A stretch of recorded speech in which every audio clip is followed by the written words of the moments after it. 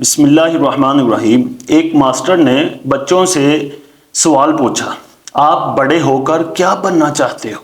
کسی نے کہا میں فوجی بننا چاہتا ہوں، کسی نے کہا میں ماسٹر بننا چاہتا ہوں، کسی نے کہا میں وکیل بننا چاہتا ہوں، کسی نے کہا میں جج بننا چاہتا ہوں، کسی نے کہا کہ میں آفیسر بننا چاہتا ہوں، کسی نے کہا میں پولیس والا بننا چاہتا ہوں۔ لیکن ایک بچے کے جواب نے ماسٹر کو بھی اور کلاس روم کو بھی خاموش کروا دیا۔ اس بچے نے کہا کہ میں نور الدین زنگی بننا چاہتا ہوں۔ ماسٹر بھی حیران، بچے بھی حیران کہ نور الدین زنگی بننا چاہتے ہو؟ ماسٹر نے کہا کیا مطلب تمہاری بات کا؟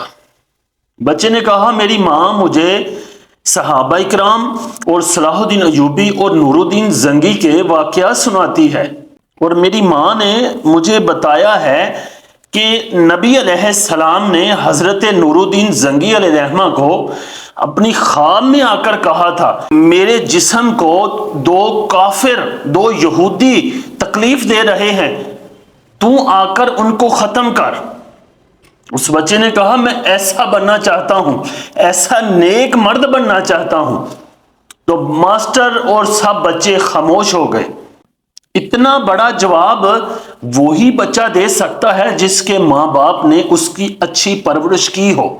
اور جب مسلمانوں کی مائیں مسلمانوں کے قصے سنا کر اپنے بچوں کو بڑا کرتی تھی تو وہ بچے اسی طرح کے جواب دیتے تھے۔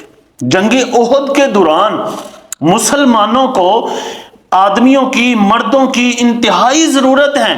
حضرت رافع بن خدیج رضی اللہ عنہ نبی علیہ السلام کی بارگاہ میں آئے کہ میں نے جہاد کے لیے جانا ہے، تو نبی کریم صلی اللہ تعالی علیہ وآلہ وسلم نے کہا کہ بیٹا تم چھوٹے ہو، بچوں کو جہاد پر نہیں لے کر جایا جاتا۔ حضرت رافع نے اپنے آپ کو ایسے انگوٹھوں پہ کھڑا کیا، کہا حضور میں بڑا ہوں، میں چھوٹا نہیں ہوں۔ تو نبی علیہ السلام نے جب ان کا جذبہ جہاد دیکھا تو کہا کہ ان کو جنگ میں شریک کر لو۔ وہاں ایک اور بچہ بھی بیٹھا ہوا تھا، اس بچے کا نام حضرت سامورہ رضی اللہ عنہ تھا۔ اس نے کہا حضور میں بھی غزوہ احد میں شریک ہونا چاہتا ہوں۔ نبی علیہ السلام نے فرمایا جنگ کا اصول ہے بچوں کو جنگ پر نہیں لے کر جایا جاتا۔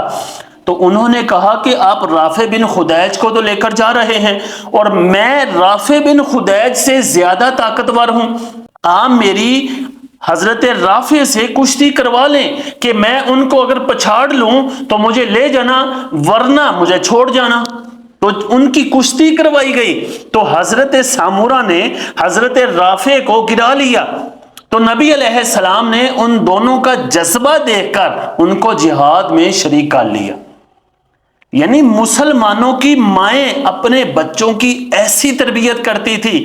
مسلمان کا بچہ بچہ کہتا تھا کہ ہم نے مجاہد بننا ہے، ہم نے حضرت عمر جیسا، حضرت عثمان جیسا، حضرت علی جیسا مرد بننا ہے، اور حضرت صلاح الدین ایوبی، نور الدین زنگی جیسے مرد بننا ہے جنہوں نے کافروں کو بھگایا ہے، جنگیں جیتی ہیں۔ لیکن افسوس آج ہمارے بچے کبھی موبائل دیکھ کر، کبھی ڈرامے دیکھ کر، اوپر سے ماں باپ بھی ان کو کوئی اچھی بات سناتے ہی نہیں۔ کیوں؟ ان کو خود اچھی بات آتی نہیں، تو وہ بچوں کی اچھی تربیت کیسے کریں گی؟ لہٰذا ہوش کریں، خود دین کا علم حاصل کریں، اور بزرگوں کے واقعات یاد کر کے اپنے بچوں کو سنائیں تاکہ ہمارے بچے اچھے بنے، ہمارا معاشرہ اچھا بنے۔ اللہ تعالیٰ عمل کی توفیق عطا فرمائے۔